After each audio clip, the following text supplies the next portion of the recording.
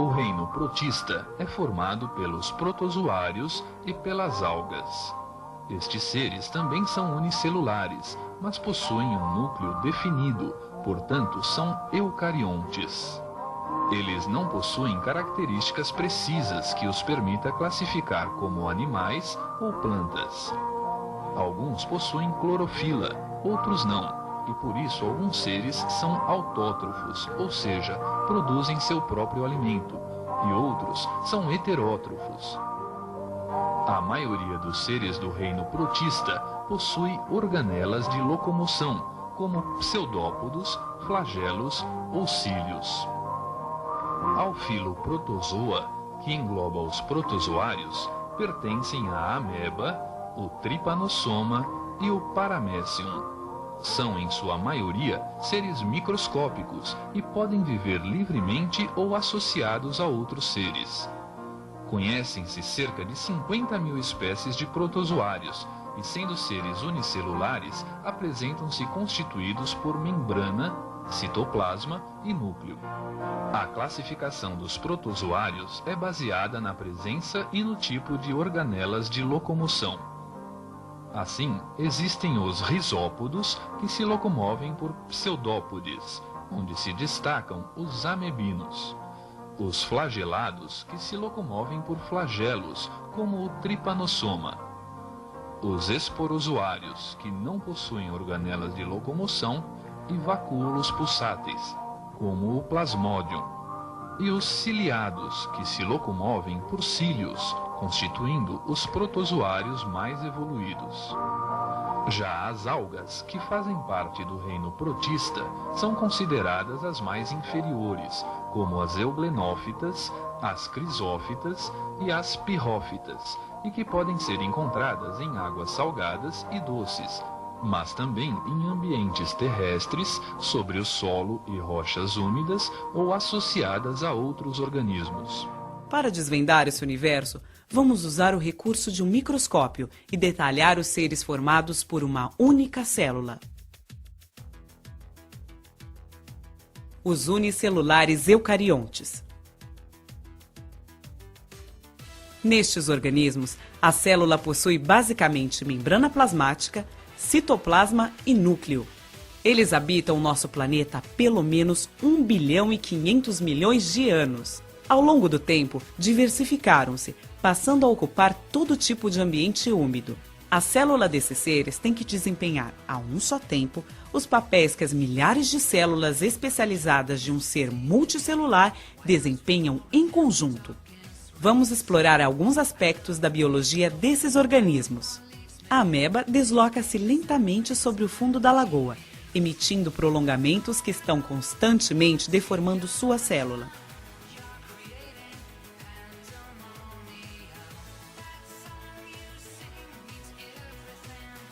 Esses prolongamentos são chamados pseudópodes, termo que significa falsos pés. Os pseudópodes também são usados para capturar alimento, preferencialmente outros micro-organismos.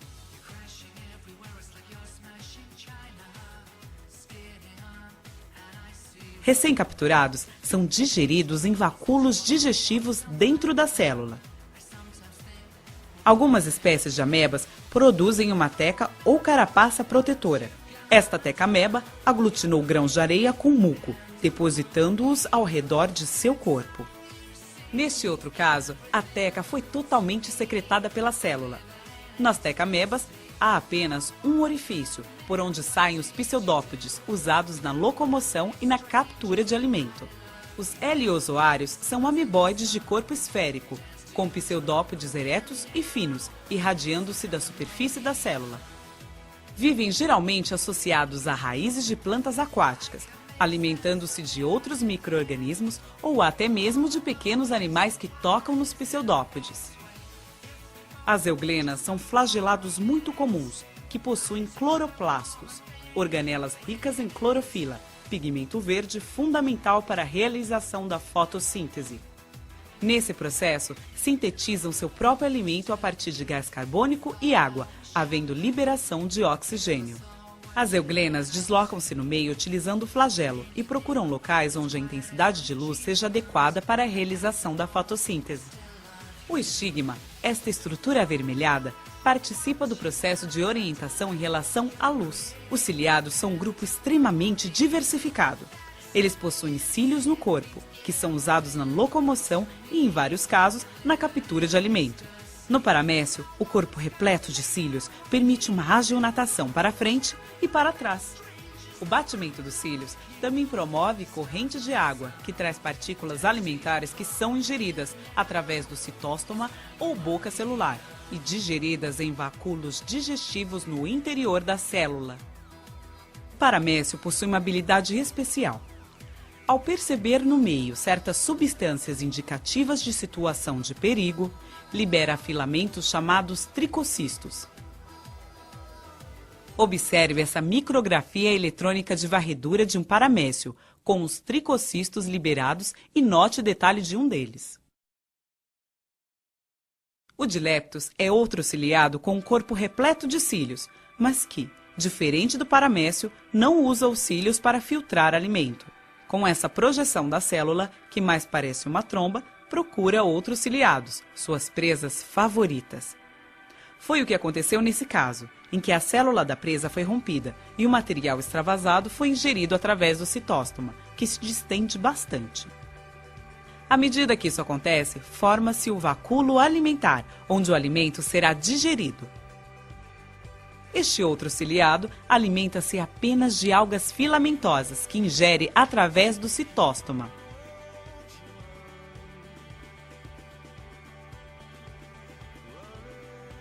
O euplotes é um ciliado curioso, que mais parece um pequeno animal. Ele se desloca sobre o fundo da lagoa usando cílios especializados, chamados cirros. Por meio de outros cílios especiais, filtra da água seu alimento. O stentor é outro ciliado que utiliza cílios especiais para filtrar o alimento. Ele pode se movimentar ou se fixar a um substrato, mudando a forma de seu corpo. Já as vorticelas vivem a maior parte do tempo fixas ao substrato por meio de um longo pedúnculo, que se contrai e se distende. Os cílios especializados promovem correntes de água que trazem partículas para a alimentação. Todos os ciliados são heterótrofos, mas alguns possuem algas simbiontes, como é o caso deste paramécio, que possui em seu citoplasma muitas algas verdes. Nos unicelulares eucariontes que vivem em água doce, muita água penetra na célula por osmose. Isso ocorre porque a concentração osmótica da célula é maior que a da água ao seu redor. O vacúolo pulsátil ou contrátil recolhe e elimina a água que entra em excesso na célula. O número e a forma desses vacúolos variam nas diferentes espécies. Nos paramécios, há mais de um vacúolo por célula. Sua forma é estrelada e sua posição é fixa. Nas amebas, há apenas um vacúolo por célula e ele tem forma arredondada.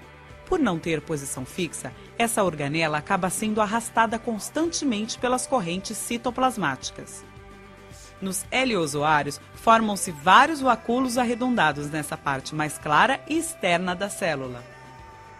Vacúolos pulsáteis são reduzidos ou ausentes nos unicelulares eucariontes que vivem no mar. Nesses casos, a concentração osmótica do meio é semelhante à da célula. É o caso desse foraminífero. Observe que ele possui uma carapaça protetora, com uma abertura por onde saem os pseudópodes, que são longos, finos e ramificados. Por meio deles, desloca-se no fundo do mar e captura diminutas partículas para sua alimentação. A reprodução na maioria dos unicelulares eucariontes ocorre por bipartição, um processo assexuado, no qual um indivíduo dá origem a dois outros idênticos.